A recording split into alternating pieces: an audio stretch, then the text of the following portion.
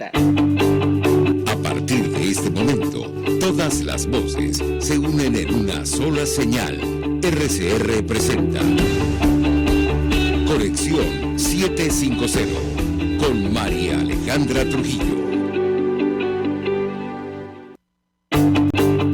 Buenas tardes, amigos de Radio Caracas Radio. Todo el equipo que trabaja para ustedes a partir de esta hora los saluda. Mariana, y apuntando información que compartir y analizar como es costumbre en la tarde de hoy. Esto es Conexión 750. Comenzamos. ¿Qué está pasando en este país? Y saludamos a esta hora a nuestra invitada Verónica Oliveros, quien es presidente de la Asociación de Profesores del Instituto Pedagógico de Caracas, pero también está al frente del programa Sin Estrés de RCR. Gracias por atendernos. Buenas tardes. Buenas tardes, María Alejandra. Muchísimas gracias por acompañar un poco la lucha que tenemos acá los universitarios. Yo diría que el sector de educación en general, porque por el mismo predicamento estamos pasando todo lo que es educación, desde el nivel de educación inicial hasta el universitario. Justo quería preguntar a nuestra invitada, porque hemos visto distintos comunicados de las universidades en nuestro país y efectivamente en la misma línea, rechazando en primer lugar el incumplimiento por parte del Ejecutivo del pago del bono vacacional y recreacional, pero también en contra de este instructivo de la Oficina Nacional de Presupuesto. ¿Qué puedes decirnos? Te escuchamos. Sí, correcto. Bueno, yo diría que la situación de atropello al sector universitario data de décadas atrás, cuando en principio nos niegan lo que son las famosas normas de homologación, que todavía mucha gente habla de ellas, pero no saben en qué consisten. Y fue un mecanismo precisamente que sale de la discusión entre las asociaciones de profesores y, por supuesto, el patrono, que en este caso es el Estado, para mantener un salario acorde a lo que establece la Constitución, sobre todo en el artículo 93, en el artículo 103, en cuanto a lo que es el salario del personal docente. Ya desde el año 2004 se desconoce esta forma de pago, que tenía que ver con un 10% sobre el nivel de inflación que estuviese en el país, lo que permitía más o menos estar a esa altura de costos. Obviamente sabemos que el nivel inflacionario en Venezuela es inmenso, pues el salario nuestro tendría que ser en esa proporción. Luego se obvia a la FAPUB a partir del año 2013, que es la Federación de Asociaciones de Profesores Universitarios de Venezuela, y se crea un sindicato, vamos a decirlo, una federación de maletín, afecta al gobierno, que es la Federación de Trabajadores Universitarios de Venezuela, FETUVE, donde se empiezan entonces a trabajar famosos convenios y llaman convención colectiva única. Ya llevamos 4 convenciones colectivas únicas donde de alguna manera FAPU es invitada pero no tiene derecho a voto. Y bueno, bajo esas estructuras de cláusulas hemos venido trabajando los convenios de trabajo. ¿Qué ocurre? Cuando hay el aumento en marzo del sueldo mínimo a 130 bolívares, pues nosotros teníamos una tabla de la 4ª Convención Colectiva Única que nos ponía en un salario bastante decente, yo creo que sería la palabra que se me ocurre en este momento con respecto a lo que veníamos cobrando. Yo puedo poner como ejemplo en mi caso que son 5 escalafones en la carrera académica. Yo estoy en el 4º, es decir, estoy solamente a un escalón del último, que es titular. Yo soy asociado y de acuerdo a esta tabla de la Convención Colectiva Única, mi salario pasaba de $20, que era lo que cobraba yo antes de este aumento, a aproximadamente $800. Y todavía sigue siendo bajo con respecto a los salarios docentes a nivel de Latinoamérica.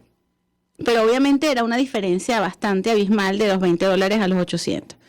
Viendo que esto se aplicaba a toda la tabla y a todo lo que es la parte profesoral, por supuesto, y estoy hablando también del sindicato obrero y del sindicato administrativo, pues sale el famoso la tabla ONAPRE, la tabla de la Oficina Nacional de Presupuesto, donde de un solo plumazo nos quitan pues de entre $300 y $700 con respecto a la tabla que teníamos originalmente. En este caso, si yo iba a cobrar casi $800, la tabla me quedó para aquel momento en $200 el sueldo. Sobre ese cálculo es que nos estaban haciendo el cálculo del bono vacacional, que también es una conquista gremial de tiempos inmemoriales en cuanto a dos momentos en que se nos reconoce el trabajo llegando a las vacaciones, donde entonces nos dan, eso ha venido incrementándose, actualmente son 105 días de trabajo que se nos pagan como bono vacacional y 120 días en diciembre para lo que es el llamado aguinaldo. Obviamente, María Alejandra, todos esperamos con ahínco este bono vacacional para pagar cosas que ya tenemos endeudadas.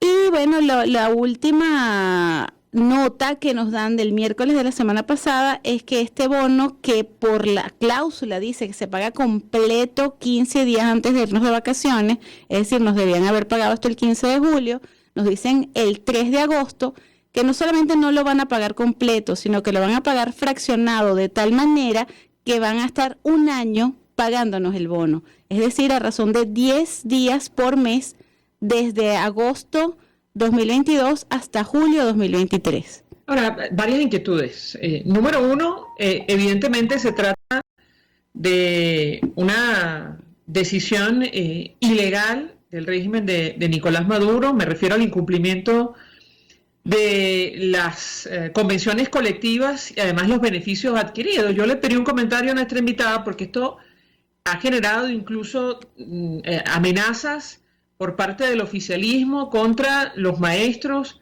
los educadores que continúan protestando, bueno, pidiendo se cumplan las cláusulas colectivas. ¿Qué puede decirnos? Sí, efectivamente están violándose desde la Constitución para abajo todos los convenios, cláusulas, acuerdos que pues han sido eso, conquistas gremiales, conquistas que son históricas. ¿Cuál es la razón de que estos sindicalistas que firmaron junto con la viceministra, de Educación Universitaria y el ministro del Trabajo este acuerdo de pago? Bueno, de alguna manera lo que es el chantaje emocional que escuchamos, no, bueno, pero es que estamos con un cerco presupuestario, no tenemos dinero, no podemos pagar lo que realmente se les puede pagar en el momento porque el gobierno está quebrado. Cosa que, bueno, no entendemos, ¿no? Ya que se supone que si hay una Oficina Nacional de Presupuestos, se sacan estos salarios que de todas maneras no son los que se acordaron por ley, haciendo un estudio. Entonces allí estamos viendo que hasta lo mismo que ellos han creado para de alguna manera regular un salario que fue inconsulto, tampoco pueden cumplir con eso. Ahora le pregunto a nuestra invitada, ¿los intimidan las amenazas o no? No. ¿Qué puede decirnos? Absolutamente no. Estamos en la calle y nos mantendremos en la calle hasta que se haga justicia. De hecho, en este momento que estamos, temprano que estuvimos acompañando a la asamblea intergremial que hay en la Universidad Central de Venezuela. Cuando hablo de intergremial estamos hablando del gremio docente, el gremio administrativo, el gremio de servicio, y trancamos la autopista a la altura del mural de Zapata. Veíamos esas imágenes, sobre todo reflejadas en comunicación digitales. Siempre ahorita esta invitada tenemos que hacer una pausa para ir a publicidad. Al regreso quisiera referirme a las acciones a tomar para continuar con esta protesta, en primer lugar, y en segundo lugar, preguntarle si existe la posibilidad de coordinar con otros sectores que están igualmente afectados producto de la aplicación del denominado instructivo ONAPRE. Al regreso le doy la palabra para contestar. Ya venimos. Seguro. Usted está viendo Conexión 750 con María Alejandra Trujillo. Solo por RCR 750, porque lo bueno une. Puedes seguirnos en nuestras redes sociales. En Twitter, @RCR750. la radio que se ve. Mensaje del ingeniero José Peraza, tesorero del FONPRES CID. Estimado colega ingeniero arquitecto y profesional afín, el Colegio Ingeniero de Venezuela y el Fondo de Previsión Social, preocupado por la salud de tu familia, ha diseñado un sistema de salud integral que coloca a tu disposición y que contiene asistencia primaria de salud, ambulancia, hospitalización, cirugía, oftalmología, dermatología, fisioterapia, psicología, odontología, farmacia y funerario. Para mayor información, visítanos a nuestros portales cib.net.be, fonprescib.net.be, Colegio de Ingenieros de Venezuela, construyendo el futuro. Mis amigos, quiero hablarles de Dilab Biodiagnóstica, un nuevo laboratorio clínico con un concepto original. Además de estar dotado con los equipos de la más reciente tecnología y el personal de más alta calificación, Dilab Biodiagnóstica te ofrece ambiente y trato amables y los precios más económicos en todos tus exámenes de laboratorio. Pide tu cita en el 0212-945-5788. Dilab Biodiagnóstica. Decisión y confianza en laboratorio clínico. Antes de empezar el día, entérese de lo que acontece en el país junto a Pedro García Otero en Titulares de la Mañana. De lunes a viernes a las 6:30 de la mañana. Acompáñelo y empiece su día bien informado. Titulares de la Mañana con Pedro García Otero. Solo por RCR 750 AM. Porque lo bueno une. RCR 750 AM. Porque lo bueno une.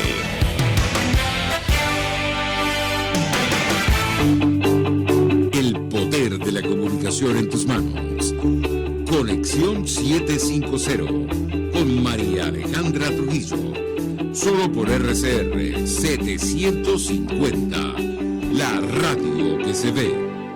Continuamos, amigos, en Conexión 750, hablando acerca de lo que ocurre con el sector de educación en general, con la administración pública en nuestro país, producto del incumplimiento de beneficios adquiridos, pero también de la aplicación del denominado instructivo de la Oficina Nacional de Presupuestos. Nos acompaña Verónica Oliveros, presidente de la Asociación de Profesores del Instituto Pedagógico de Caracas, pero además también conductora del programa Sin Estrés en RCR. Yo les dejaba un par de inquietudes.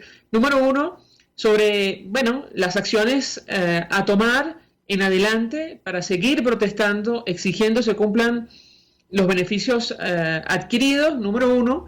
Y número dos, existe la posibilidad de coordinar con otros sectores que también han resultado afectados por este denominado instructivo NAPRE. La escuchamos. Seguro, María Alejandra. En cuanto a la primera, por supuesto, seguimos en la calle, seguimos en asamblea permanente, los profesores, los docentes, los maestros, los administrativos y todos los que estamos ligados al sector educación, no estamos de vacaciones. Las vacaciones arrancan en el momento en que tenemos el bono vacacional y pues podemos hablar de el cumplimiento de las cláusulas que tenemos. Estamos en la calle, mantenemos en la calle, no vamos a regresar al aula, por supuesto, de acuerdo a lo que incluso el Ministerio de Educación ya hablaba de fechas entre el 16 y el 21 de septiembre. Esas fechas para nosotros están totalmente negadas hasta que no se haga justicia con lo que nos deben del año escolar que termina. Es imposible comenzar uno nuevo cuando tenemos todas estas deudas encima.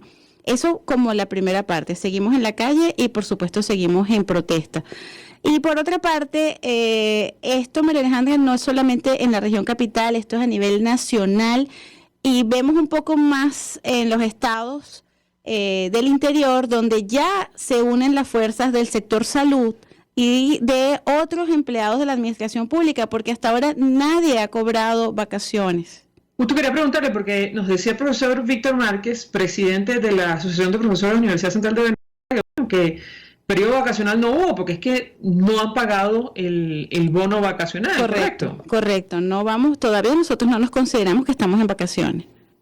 Ahora, yo le pediría un comentario acerca de la actitud del régimen de Nicolás Maduro, eso en primer lugar, y también la expectativa en torno a este recurso que se interpuso ante el Tribunal Supremo de Justicia bajo control oficialista. La escuchamos. Sí, seguro. Hay una cosa que el sector educativo no escapa de todos estos paralelismos que tenemos a nivel de la administración pública Nosotros tenemos una asociación venezolana de rectores universitarios, la ABERU, que pues congrega al grueso de las universidades autónomas y experimentales de Venezuela. Por supuesto, en paralelo se crea una asociación de rectores bolivarianos, la que pues las siglas son Árbol, y que sienten desde los sindicatos y desde esta agrupación que son respaldados y respaldan a su vez al gobierno. Incluso las universidades que están inscritas en Árbol, la bolivariana, las territoriales, etcétera, etcétera, también están en franco descontento con el instructivo NAPRE y con la situación del bono vacacional, que yo creo es así como que la guinda de la torta de lo que está ocurriendo.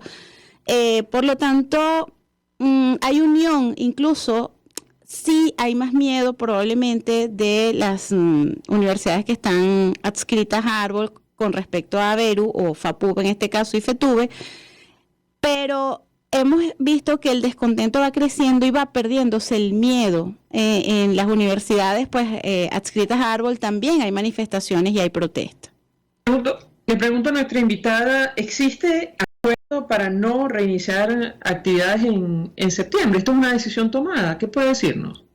Estamos todavía en discusión. Yo creo que tenemos la esperanza de llegar a un acuerdo con el gobierno, o por lo menos que sea escuchada toda la protesta, que es una ola gigante que tenemos a nivel nacional, para no llegar a ese extremo. Pero ciertamente para septiembre nos queda un mes. En este mes deberían solventarnos esta situación, porque aunque todavía no es algo firmado en papel, es el sentir y el sentimiento que tenemos todos los universitarios, y igualmente ocurre también en media y en los otros niveles educativos. No podemos volver a la escuela, no podemos volver a clase con esta gran humillación que nos ha hecho el gobierno venezolano. Ahora, ¿cómo interpretan ustedes las declaraciones de los dirigentes oficialistas que en algunos casos han pedido al sector educativo, dedicarse a otras cosas para tener ingresos adicionales? ¿Qué puede decirnos? La escuchamos. Aunque es una burla, María Alejandra, de todas, es de verdad algo indignante que estos oficialistas nos dicen. La realidad es que hace mucho tiempo todos los docentes nos dedicamos a hacer otras cosas, porque hace muchísimo tiempo que el sueldo es insuficiente para cubrir pues las necesidades básicas. Eso también es una realidad.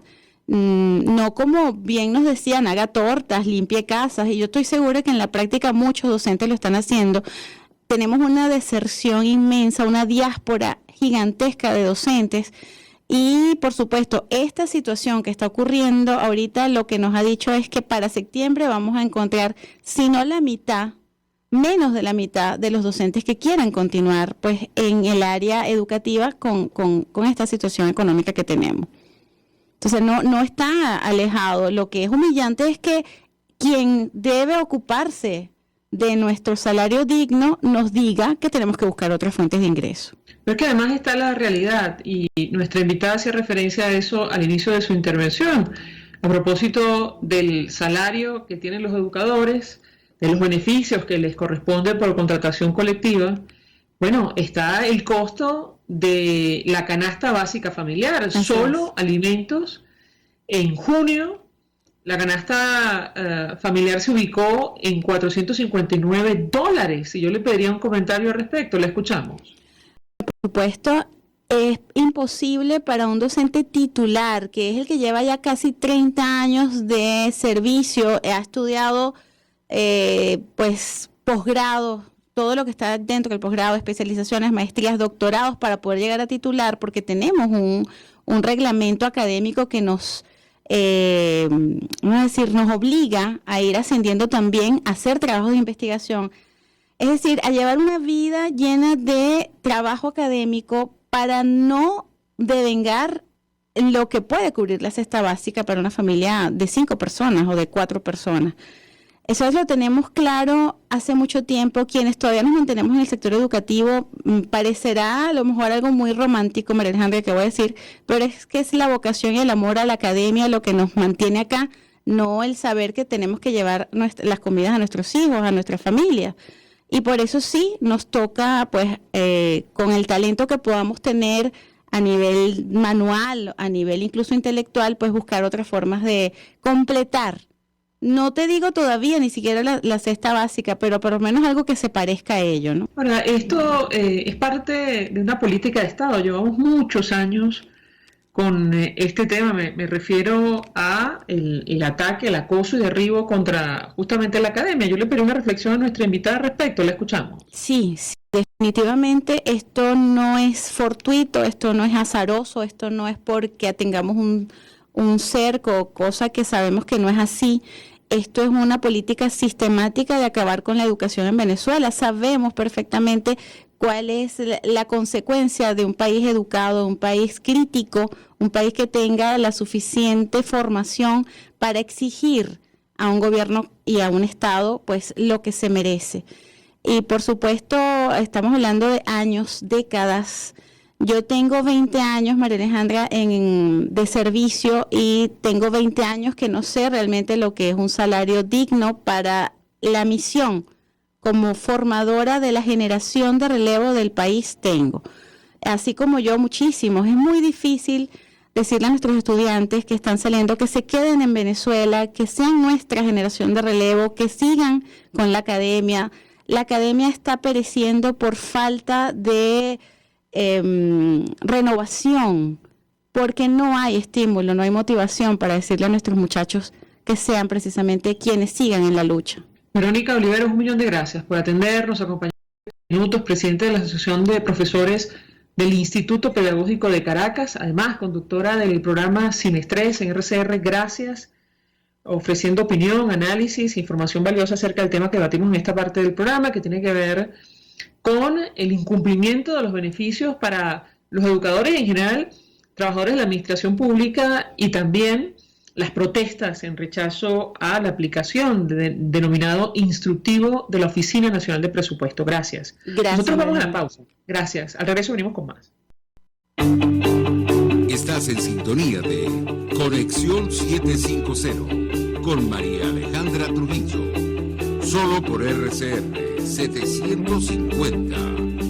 Porque lo bueno une. Sintonícenos a través de Periscope, @RCR750, la radio que se ve. Mensaje del ingeniero José Peraza, tesorero del FONPRES CIB. Estimado colega ingeniero, arquitecto y profesional afín, el Colegio Ingeniero de Venezuela y el Fondo de Previsión Social, preocupado por la salud de tu familia, ha diseñado un sistema de salud integral que coloca a tu disposición y que contiene asistencia primaria de salud, ambulancia, hospitalización, cirugía, oftalmología, dermatología, fisioterapia, psicología, odontología, farmacia y funerario. Para mayor información, visítanos a nuestros portales cib.net.be, fonprescib.net.be, Colegio de Ingenieros de Venezuela, construyendo el futuro. Y ahora quiero hablarte de Comercializadora Prada, y ya de solo nombrarlo se me hace agua la boca, porque Comercializadora Prada son los más frescos quesos y embutidos que te llevan a tu casa. Todos los quesos, todos los embutidos, y como cuentan con proveedores exclusivos, te resulta mucho más económico. Llámalos ya, 0424-134-6035, en Instagram wprada.be. Comercializadora Prada, todo en quesos y embutidos con la mejor relación precio-sabor.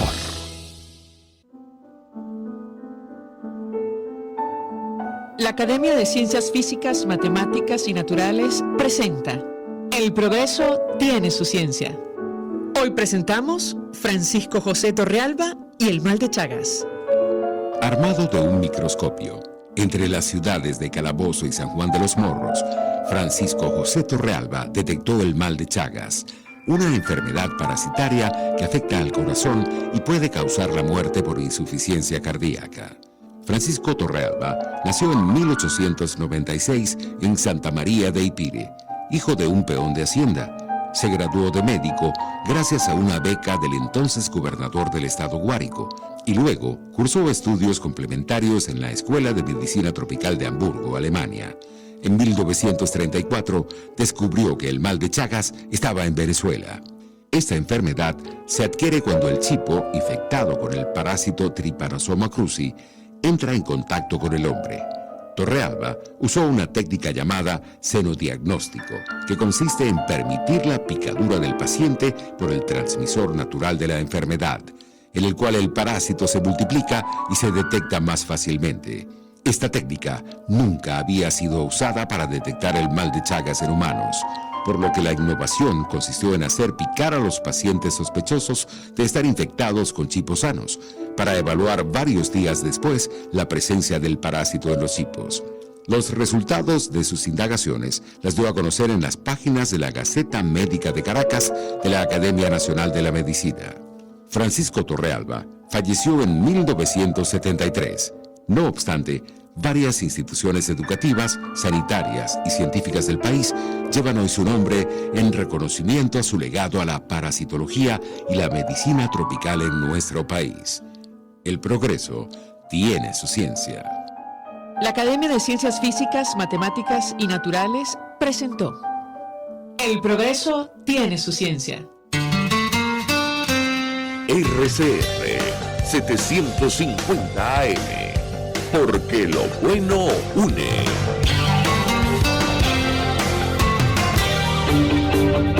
María Alejandra Trujillo te acompaña en Conexión 750, solo en RCR 750, la radio que se ve.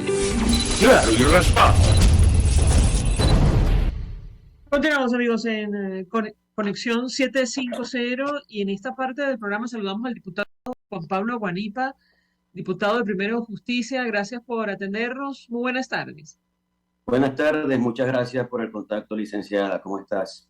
Bien, pues mucho interés de conocer su opinión acerca de los temas que nos ocupan. Son varios, pero iniciaría a partir de lo que ha ocurrido en Colombia. Veía en sus redes sociales que publicaba un mensaje al nuevo presidente Gustavo Petro, y entiendo hacía énfasis en la diáspora, en los refugiados que residen en territorio colombiano. ¿Qué puede decirnos? Lo escuchamos.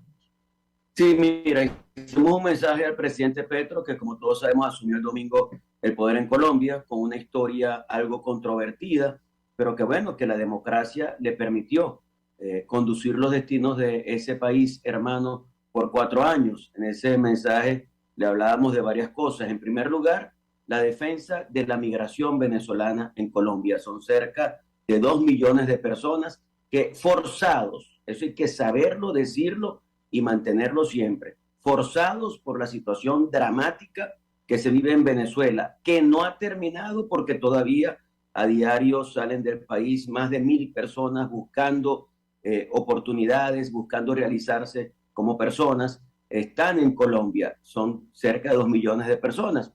Y la idea es que con el presidente Duque, ya antes con el presidente Santos, se había iniciado una política de atención a la migración venezolana, pero sin duda alguna, la impronta del presidente Duque es histórica, y eso hay que reconocerlo, hay que decirlo con énfasis, porque más allá de la popularidad o no que eso le pudiera dejar frente a los ciudadanos colombianos, el presidente Duque entendió que había una crisis migratoria grave que hacía que varios millones de personas terminaran en Colombia o pasaran por Colombia para ir hacia otro país. Y él decidió, con apoyo internacional, acompañar a esa gente. Y se aprobaron algunas medidas, entre ellas el Estatuto de Protección Temporal, que acompaña entonces a esa gente para que puedan tener legalidad en su estadía en Colombia, para que puedan tener su documentación al día, para que puedan trabajar, para que puedan estudiar, para que puedan disfrutar de los beneficios de la seguridad social.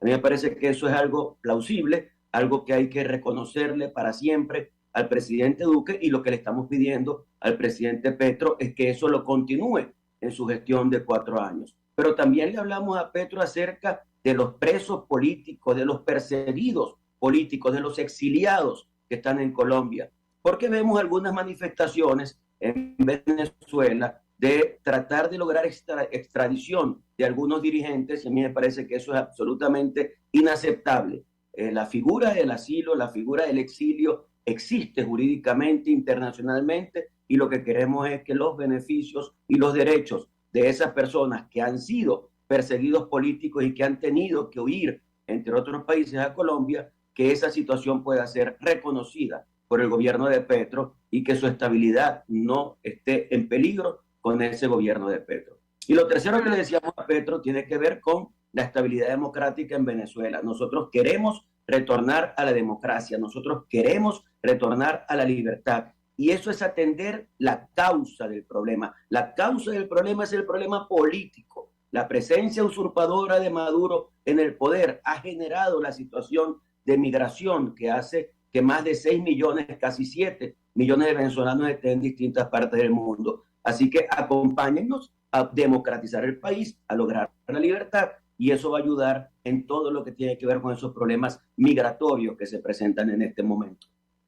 Ahora, diputado, usted hace referencia al caso de Julio Borges, ¿correcto? Y a la amenaza que ha proferido Jorge Rodríguez de la Asamblea Nacional Oficialista. ¿Es así?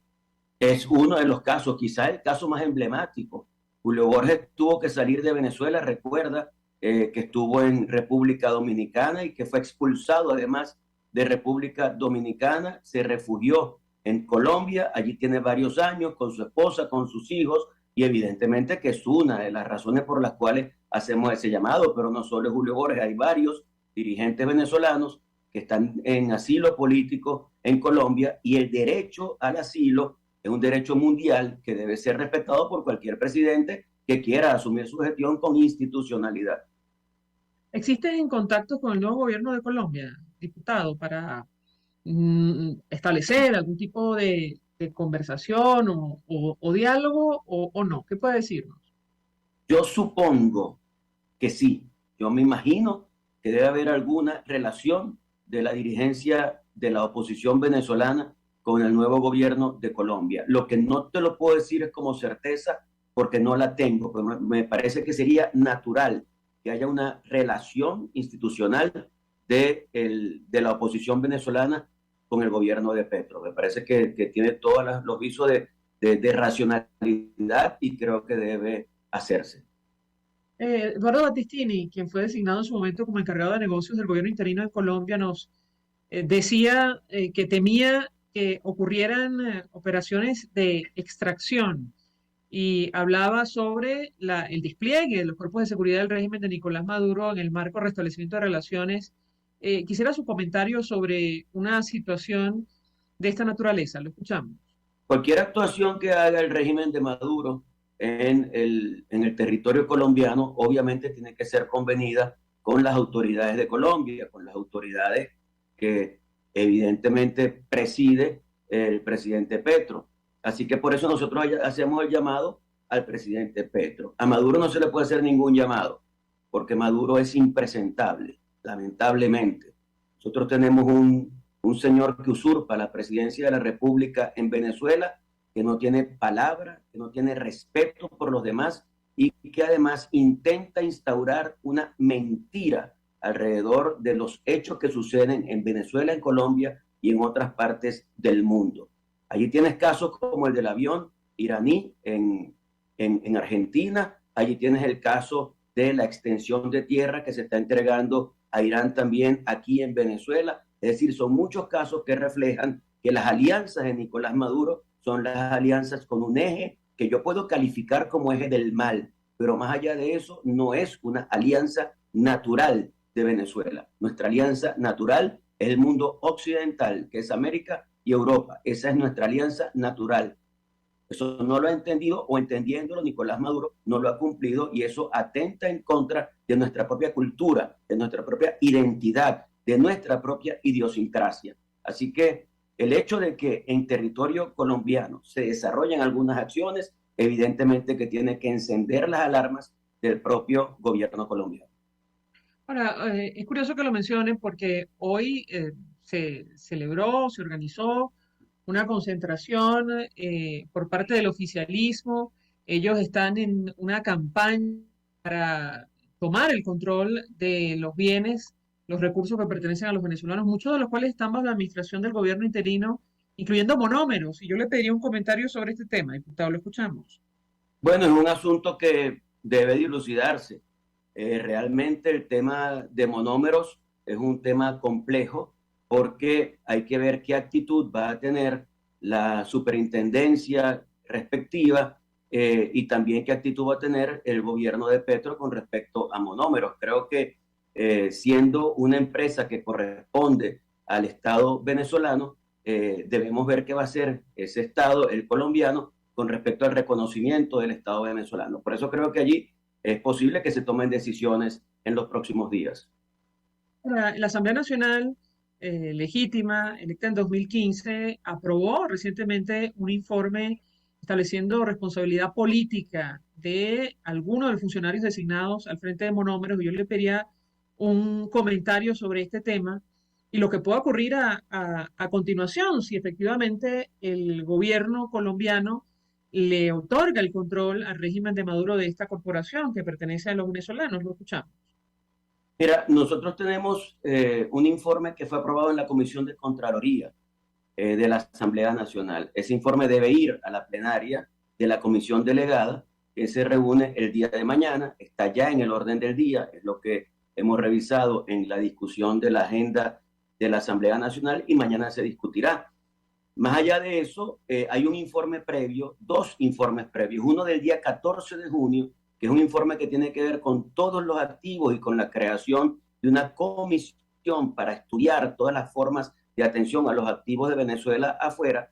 Y antes de eso hay un informe de Monómeros en una comisión especial que se designó bajo la presidencia de la diputada Viviana Lucas. Yo tengo que decirte que ese informe inicial que se aprobó hace varios meses no ha tenido ninguna concreción en la práctica y eso no está bien. Ahí se hacen varias anotaciones, varias conclusiones que se aprobaron luego en la plenaria y que después no se implementaron. Debía constituirse una comisión que profundizara las investigaciones y esa comisión no se constituyó y eso ha hecho que el caso de Monómeros luzca como un caso gris en la administración del gobierno interino y yo creo que nosotros tenemos que actuar con total transparencia. El manejo de los bienes públicos alrededor del mundo tiene que ser un manejo prístino, transparente, claro, auténtico, mostrado a todo el mundo. Y si hay alguien que ha incurrido en algún hecho punible, en aprovechamiento de algún bien del Estado, evidentemente que eso tiene que ser sancionado. Estoy totalmente de acuerdo con que si hay alguna cosa que no sea regular, que sea irregular, evidentemente que debe establecerse una sanción para quien incurra en cualquier falla o en cualquier delito con respecto a Monómeros y con respecto a cualquier empresa del Estado venezolano alrededor del mundo.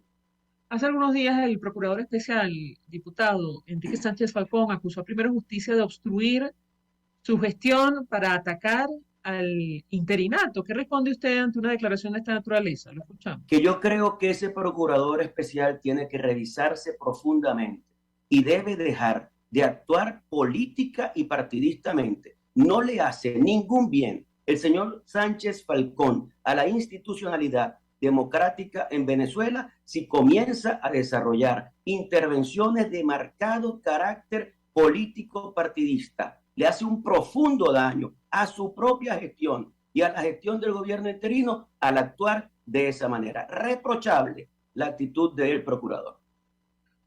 ¿No cree usted, diputado, que al igual que Monómeros, otro de los recursos o bienes del Estado bajo la administración del gobierno interino ahora mismo están en riesgo? ¿Qué puede decirnos?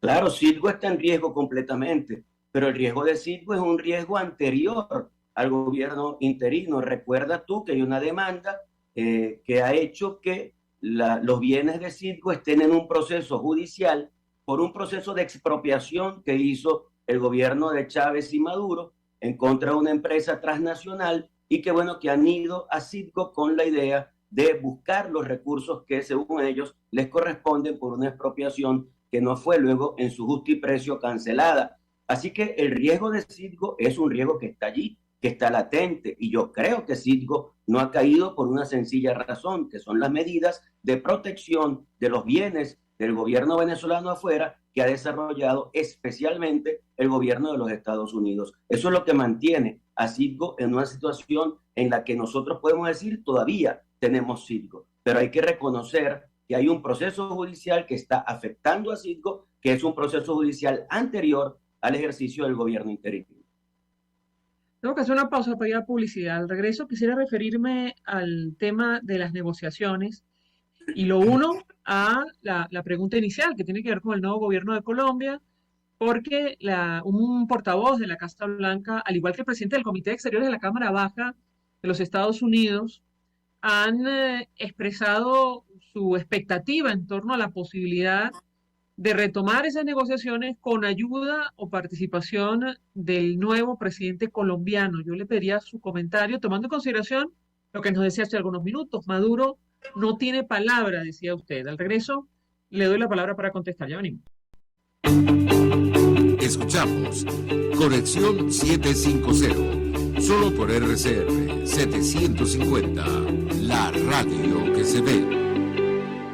Puedes seguirnos en nuestras redes sociales, en Twitter, @RCR750, la radio que se ve. Mensaje del ingeniero José Peraza, tesorero del FONPRES CIB. Estimado colega ingeniero, arquitecto y profesional afín, el Colegio de Ingenieros de Venezuela y el Fondo de Previsión Social, preocupado por la salud de tu familia, ha diseñado un sistema de salud integral que coloca a tu disposición y que contiene asistencia primaria de salud, ambulancia, hospitalización, cirugía, oftalmología, dermatología, fisioterapia, psicología, odontología, farmacia y funerario. Para mayor información, visítanos a nuestros portales cib.net.be, fonprescib.net.be, Colegio de Ingenieros de Venezuela, construyendo el futuro. Y ahora quiero hablarte de la estación de servicio del Club Hípico, esa misma frente al Terras Plazas. Te invito a que la sigas en su Instagram, @bpterrazas, donde en su historia están informando permanentemente la dinámica diaria en cuanto al servicio de surtido de gasolina. Con todos los mecanismos de pagos, la bomba Terrazas del Club Hípico cuenta con una gran tienda de conveniencia donde podrás encontrar todo lo que necesitas, tanto para ti como para tu carro, y también con atención de baterías Duncan. Estación de servicio Terrazas del Club Hípico. Calidad y servicio de primera clase. RCR 750 AM.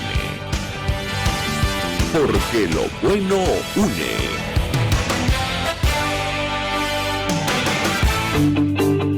El poder de la comunicación en tus manos. Conexión 750 con María Alejandra Trujillo. Solo por RCR 750, la radio que se ve. Continuamos en Conexión 750 conversando con el diputado Juan Pablo Guanipa, diputado primero de Justicia de la Asamblea Nacional Legítima electa en 2015, y yo le dejaba una inquietud que tiene que ver con el tema de las negociaciones en México, tomando en consideración lo que han dicho desde la Casa Blanca, incluso desde la Cámara Baja en los Estados Unidos, expresando su expectativa en torno al papel que podría jugar el nuevo presidente de Colombia para reimpulsar estos diálogos, diputado. Lo escuchamos. Mira, evidentemente que yo tengo profunda desconfianza por lo que significa Nicolás Maduro y quienes lo acompañan en todo este proceso. Nosotros hemos participado, digo nosotros como alternativa democrática, nunca yo he participado en un proceso de negociación, pero respaldo el proceso de negociación cuando es un proceso institucional, cuando la alternativa democrática designa una comisión de manera institucional que se siente a conversar con el régimen para buscar que haya conclusiones, que es lo que es un proceso de negociación, porque de lo contrario sería un proceso de diálogo que no termina en nada. Diálogo podemos hacer tú y yo en este momento, pero si eso no termina en algo concreto que pueda lograr que el conflicto que vive el país termine, evidentemente que no tiene la utilidad que nosotros aspiramos. Entonces, ese proceso de negociación se ha dado en distintas oportunidades, por eso yo no tengo confianza en Nicolás Maduro y en quienes lo acompañan, especialmente en Jorge Rodríguez. No hay ninguna confianza en ellos. Ahora, que se adelante el proceso, bueno, es necesario. Yo no veo alternativa. Si hay que hacer un proceso de negociación a pesar de la desconfianza que tú tienes en el interlocutor, bueno, llévalo adelante. Y para eso se buscan mediadores, como el caso del gobierno de Noruega, y se busca la mediación o la intermediación también de algunos representantes de otros países. Que el presidente Petro se involucre, yo no le veo absolutamente ningún inconveniente. Lo importante es que el objetivo del proceso de negociación sea restituir la democracia, sea restituir la libertad en Venezuela. Y yo creo que eso puede favorecer muchísimo a la gestión del presidente Petro, porque un país como Venezuela, tan complejizado y generando inconvenientes a otros países, como es el caso de la migración, pero también está el caso de la relación comercial, como son varios casos, como el caso de la frontera, por ejemplo, que es un submundo que hay que abordar de manera conjunta. Si nosotros logramos reinstitucionalizar a Venezuela, indudablemente que las cosas pueden mejorar, tanto para Venezuela como para Colombia. Por eso yo no tendría ningún inconveniente en que con esa intención se involucre el presidente Petro. Ahora, hay quienes opinan, diputado, que el régimen de Maduro ahora mismo no tiene ningún incentivo para sentarse a conversar con la alternativa democrática. ¿Qué responde usted ante un argumento de esa naturaleza? Que Maduro necesita legitimarse. Yo creo que sí lo tiene, sí tiene incentivos. Él puede sentirse con mucho poder en este momento, pero él sabe que tiene un cerco internacional, especialmente en el mundo occidental, por las actuaciones que ha tenido en contra de la democracia y en contra de los derechos humanos y del Estado de Derecho en Venezuela. Por esa razón, creo que él tiene el incentivo de legitimarse en el poder, de ser reconocido por los otros países, de que las sanciones que se han impuesto en su contra, por su actuación en contra de la democracia y la libertad, sean levantadas, y para eso necesita la legitimidad de un proceso apoyado por los ciudadanos. Así que yo creo que sí puede tener algunos incentivos y que nosotros tenemos que seguir insistiendo con presión nacional y presión internacional para que esa negociación pueda concretarse. Ahora, poco a poco el régimen de Maduro ha venido alcanzando reconocimiento al menos de sus gobiernos aliados, al cual se suma, por ejemplo, Colombia. ¿Qué puede decirnos sobre este tema, diputado? Lo escuchamos. Bueno, eso tiene que ver mucho más con las realidades ideológicas del mundo.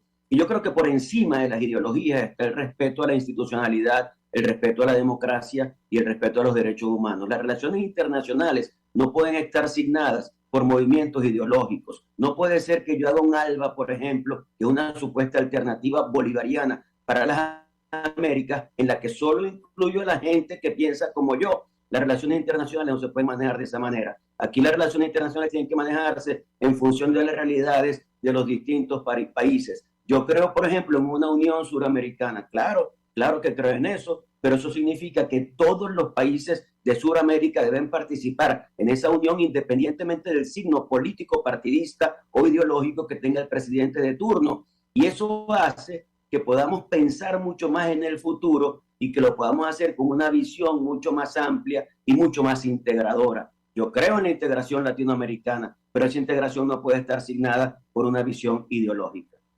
Finalmente, sobre el tema de las primarias, hay algunos precandidatos como Andrés Velázquez que piden que ya se establezca una fecha para la celebración de estos comicios internos de la Alternativa Democrática. ¿Qué responde usted ante una petición como esta, diputado? Lo escuchamos. Totalmente válida. Es necesario que se coloque una fecha. Hasta ahora hay un año acordado, pero un año tiene, 12 meses, 365 días. Y evidentemente no es lo mismo hacer una primaria en enero del año que viene que hacerla en diciembre. Así que el año que está acordado es el año 2023. Ahora hay que definir una fecha concreta. Yo creo que no puede ser ni muy lejos ni muy temprano. Así que apostaría más o menos por una fecha a principio del segundo semestre de 2023. Pero eso es un asunto que no me compete a mí. Eso es un asunto que le compete a la plataforma unitaria. Hoy es día martes, los martes se reúne la plataforma unitaria y discuten temas como ese. También se van a discutir temas como el de la posibilidad de participación de los venezolanos que están en el extranjero en la primaria, la posibilidad de que los precandidatos que están inhabilitados participen, la posibilidad de que el CNE apoye técnicamente, no dirija el proceso, porque el proceso lo debe dirigir, desde mi perspectiva, una comisión electoral nacional que sea conformada por la vía consensual, por la unidad democrática. Esos temas son temas que se pueden considerar nudos y que se están discutiendo para lograr que se resuelvan y que podamos tener un reglamento para las elecciones primarias. ¿Usted se va a medir, diputado? No lo sé. Nosotros estamos trabajando, mi centro de operaciones es Maracaibo, Estado Zulia, aquí estoy en este momento, estoy recorriendo el país. El objetivo fundamental nuestro es lograr que haya un cambio político en Venezuela. A mí no me quita el sueño una candidatura presidencial, no estoy asido a los cargos, lo he demostrado. A mí lo que me interesa es que Venezuela salga de la situación que está viviendo. Y Primero Justicia, que es un partido importante en la unidad democrática, tendrá varios aspirantes y tendremos la necesidad de establecer reglas para elegir a uno solo. Primero Justicia ha venido en un proceso interno de legitimación que comenzó con una modificación estatutaria, que siguió con una designación de una comisión electoral. El día 9 de julio se hizo un proceso interno en el que, por cierto, la participación fue alta y la del Zulia fue altísima, gracias a Dios. Luego de eso viene la designación vía comité político de la Junta de Dirección Nacional, que debe ser en los próximos días, y luego esa Junta de Dirección Nacional tiene 45 días para dictar un reglamento para elegir al candidato presidencial. Así que nosotros estamos sometidos a las normas que dicte Primero Justicia al respecto. Diputado Juan Pablo Guanito, un millón de gracias por atendernos, acompañarnos y responder a todas nuestras inquietudes. La tarde de hoy, gracias. Muchas gracias a ti y no te olvides de nosotros, ¿viste? No, en lo absoluto. Gracias. Nosotros nos despedimos y pasamos saludos en nombre de Germán Estares en la Dirección General de la Estación, en la Gerencia de Producción Willy Charcaya, en la producción Jay Pacheco, en los controles Gregorio González. En todo el placer de acompañarles, María Alejandra Trujillo.